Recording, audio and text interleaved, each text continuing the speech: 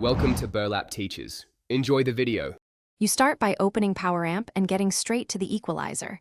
This saves time and centers your focus.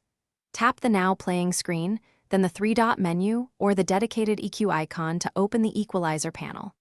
Once the panel appears, choose a preset only if you need a baseline, otherwise leave it flat so you can hear changes. Make sure to enable the graphic EQ and the 10/12 band option if available, because more bands give you finer control over frequency shaping. Once you have the EQ visible, focus on the how and why of each adjustment. You move individual bands to target problem frequencies, boost bass bands for warmth, cut muddy mids to clear vocals, and lift highs for clarity. Make small moves, typically 3 to 6 decibels, because larger jumps add distortion and fatigue your ears.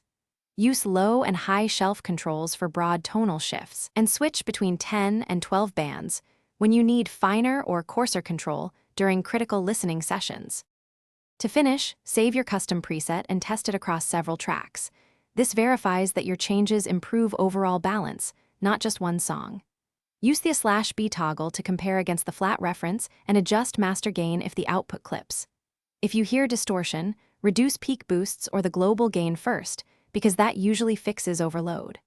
Finally, make sure effects like loudness, reverb, or third-party DSP are off while finalizing. Otherwise, they can mask true equalizer results.